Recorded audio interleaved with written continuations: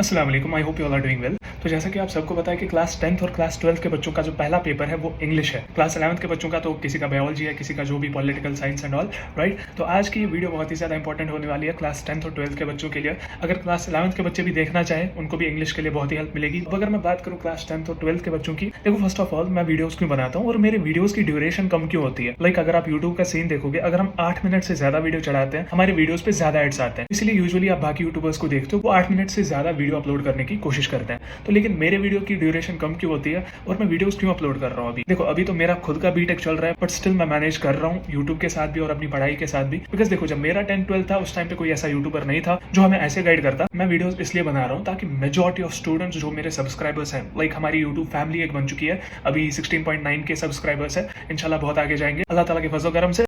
तो अगर मैं ये बताऊं, मैं ये चाहता हूं जितनी भी हमारी यूट्यूब फैमिली है उसमें से सारे बच्चे अच्छे मार्क्स से पास हो जाएं, लाइक 400 अबो, 450 अबो या कोई 500 वाला भी होगा। तो मैं ये चीज चाहता हूं और मेरे वीडियोस की ड्यूरेशन इसलिए कम रहती है बिकॉज मैं ये चाहता हूं आपको कम टाइम में ज्यादा इन्फॉर्मेशन मिले। बाकी मैं वीडियोस कंटिन्यूसली अपलोड करता रहूंगा, चाहे कितने भी नीचे हेट कमेंट्स क्यों ना आए, आई डोंट केयर। सो बाकी जिनकी हेल्प हो रही है मेरे लिए उतना ही काफी है, चाहे 2 ही व्यूज आए, 4 व्यूज आए, 1000 व्यूज आए, 10,000 व्यूज आए, अल्हम्दुलिल्लाह। अब मैं वीडियो स्टार्ट करने वाला हूँ। तो पहली बात मैं ये बताना चाहता हूँ, बहुत सारे आप में से पूछते हैं कि हम ब्लैक पेन से लिख सकते हैं, क्या हम ग्रीन पेन से लिख सकते हैं, क्या हम वो पेन ये पेन जो भी। तो आप मेहरबानी करके एक काम करना, ब्लू बॉल पेन से लिखने की कोशिश करना, सिर्फ ब्लू बॉल पेन से। और जो आपके पास पेंसिल होगा वो मैं बताऊंगा उससे क्या करना है। तो ब्लू बॉल पेन से लिखने की कोशिश करना। अब मैं बॉल भी क्यों बता रहा हूँ, जेल क्यों नहीं बता रहा, बिकॉज जब आप जेल पेन यूज करते हैं तो उससे क्या होता है, जब आप एक साइड से लिखते हैं दूसरी साइड से वो निशान जैसा पड़ता है, राइट। तो उससे थोड़ा सा आपकी जो नीटनेस है पेपर की वो खराब हो जाती है। और हमें क्या करना है, जब हमारा पेपर होगा, फॉर एग्जाम्पल हमारा पेपर कल है, तो आज ही मैं सब कुछ पढ़ूंगा और आज की जो रात है उस टाइम पे मैं अच्छे से सोऊंगा। उस दिन आप 8 घंटे भी सो सकते हो, 9 घंटे भी सो सकते हो अगर जल्दी सोगे, लेकिन आज ही के टाइम मुझे सब कुछ फिनिश करने की कोशिश करनी है, मतलब रिविजन एंड ऑल।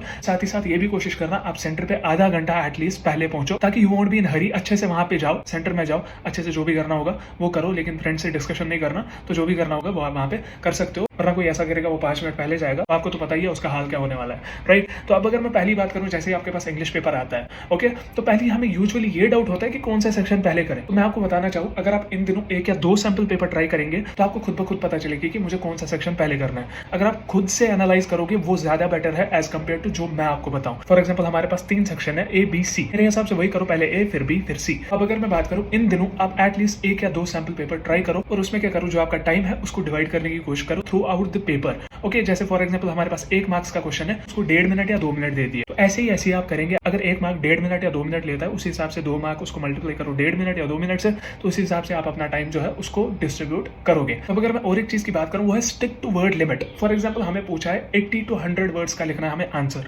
तो हम यूजुअली क्या करते हैं, हम 150 वर्ड का छाप देते हैं। 150 वर्ड लिखने क्यों है, मिनिमम 80 वर्ड्स पूछा है या 70 वर्ड्स पूछा है, तो 70 वर्ड्स का मिनिमम ट्राई करने की कोशिश करो। अगर ऐसे लिख के हो 70 to 100 वर्ड्स, तो ट्राई करो 70 में ही आंसर को खत्म करने की, ओके। हमें ये नहीं करना हम 150 लिखेंगे 200 लिखेंगे, बस आप ये समझो जैसे पेपर बनाया है ना, वो थक चुका है इसलिए उसने इतने ही वर्ड्स रखे हैं, 70 वर्ड्स में वो चेक करना चाहता है पेपर को और निकल जाओ, ठीक है। अब मैं तीसरी चीज की बात करूं, वो है इजी इंग्लिश प्लस नीटनेस। देखो अब मैं ये बताऊं, जब आपका कम टाइम बचता है एंड में पेपर में, उस टाइम पे तो नीटनेस नहीं रहेगी, वो मैं मान के हूं, लेकिन जो पहले 3 या 4 पेज होंगे उनको दुल्हन की तरह सजाओ। ये मैं बहुत बार रिपीट करता आया हूं अभी तक। तो उन 3 या 4 पेज को दुल्हन की तरह सजाओ, बहुत ही नीटली लिखो उन 3 या 4 पेजेस को। और बहुत सारे बच्चे ये भी पूछते हैं कि क्या हम मार्जिन डाल सकते हैं, मतलब राइट और लेफ्ट में हम एक स्केल से लाइन ड्रॉ कर सकते हैं, या यू कैन ड्रॉ इट। अगर मैथमेटिक्स नहीं है, मैथमेटिक्स में हम एक लंबी सी लाइन डालते हैं, रफ वर्क रखते हैं साइड में, राइट। तो बाकी के जो सब्जेक्ट्स हैं उनमें आप मार्जिन डाल सकते हो दोनों साइड से, उससे भी आप क्या करते हो, अपने पेपर को सजाने की कोशिश करते हो, राइट। तो अब अगर मैं बात करूं, आपको इजी इंग्लिश में लिखने की कोशिश करनी है, हमें कोई वो डिक्शनरी वाले वर्ड्स नहीं लिखने। आपको लगेगा कि मैं ये वर्ड लिखूंगा टीचर को समझ नहीं आएगा, क्यों इतनी दिक्कत क्यों देनी है टीचर को, आसान से वर्डिंग में लिखो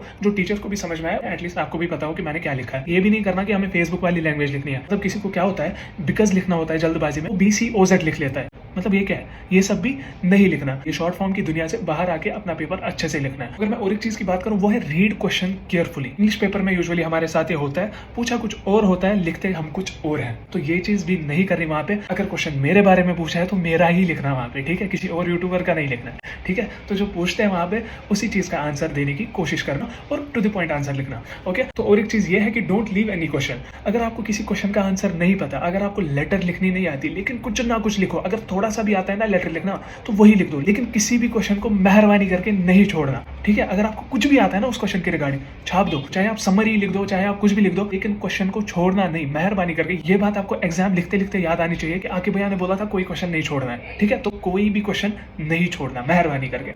ओके, लिखना जो भी आपको पता है उस क्वेश्चन के रिगार्डिंग लिख देना। इंग्लिश की बात करो, लिख देना। हर एक सब्जेक्ट की है, लेकिन मैं इंग्लिश की अभी बात कर रहा हूँ, तो उसमें कोई भी क्वेश्चन आप नहीं छोड़ोगे। तो अब अगर मैं और एक चीज की बात करूँ, वो है अंडरलाइनिंग। देखो, आपके पास जो पेंसिल होगा ना, या तो आप उससे अंडरलाइन करो, या तो आप पेन से, जो आपका ब्लू पेन होगा उससे अंडरलाइन करो। डोंट यूज हाईलाइटर, ठीक है। यहाँ से वो रंग बिरंगी पेन नहीं लेना, फिर बताओगे मुझे वहां पे रंग करना है। रंग करने नहीं गए हो, अगर रंग वंग करना आता है मेरे घर आ जाओ, हमें पेंटिंग करनी है तो वहां पे आप कर सकते हो, लेकिन पेपर में हमें रंग नहीं बरसाने, ठीक है। सिर्फ हम अंडरलाइन कर सकते हैं जो मेन पॉइंट्स होंगे, बिकॉज कभी कभार क्या होता है, जो एग्जामिनर होगा वो आपके मेन पॉइंट्स चेक करके ही आपको मार्क्स दे सकता है। वो आपका बाकी आंसर नहीं देख के, मे भी कभी होता है ऐसा, तो वो आपका बाकी आंसर ना देख के जो भी वहां पे मिस्टेक्स होंगी उनको वो इग्नोर करेगा, जो आपने मेन पॉइंट्स हाईलाइट किए होंगे उस बेसिस पे वो आपको मार्क्स दे सकता है। सो अंडरलाइनिंग बहुत जरूरी है हर एक पेपर में। तो अगर मैं बात करूँ लास्ट चीज की, वो है रीचेकिंग। तो रीचेकिंग जैसे ही आप अपना एग्जाम खत्म करते हो, पेपर खत्म करते हो, तो अच्छे से अपने पेपर को रिवाइज करो। जितना भी टाइम आपके पास बचेगा, 5 मिनट, 10 मिनट, 15 मिनट, तो उसमें आप रिवाइज करने की कोशिश करो। अच्छे से देखो कहीं पे गलती तो नहीं है, जहां पे गलती होगी बस एक लाइन मारना, वहां पे ऊपर ही लिख देना, ना कि ऐसे ऐसे करते हो फिर पता नहीं कौन सी पेंटिंग बना देते हो वहां पे, तो वो चीज भी नहीं करनी। हमें बस एक लाइन मारनी है तो हो गया कट, ओके। वहीं पे फिर हम उस गलती को सुधारेंगे, ठीक है। तो ये थी बात इंग्लिश पेपर के बारे में। अभी आई होप सबने ये वीडियो पूरी देखी होगी, और इस वीडियो को ज्यादा से ज्यादा शेयर करो। और मैं लाने वाला हूँ हर एक सब्जेक्ट पे ऐसे ही वीडियोस कि आपकी last minute tips for science, maths, जो भी पेपर होगा आपका, तो ऐसी वीडियोस बहुत जल्द आ रही है। सो इस वीडियो को ज्यादा से ज्यादा शेयर करो हर एक स्टूडेंट के साथ, और हमारी चैनल को भी सब्सक्राइब जरूर करो, ताकि आपको ऐसी बेनिफिशियल वीडियोस और लेटेस्ट अपडेट्स मिलती रहे। सो बाकी मिलते हैं किसी और वीडियो में, तब तक के लिए अल्लाह हाफिज, टेक केयर।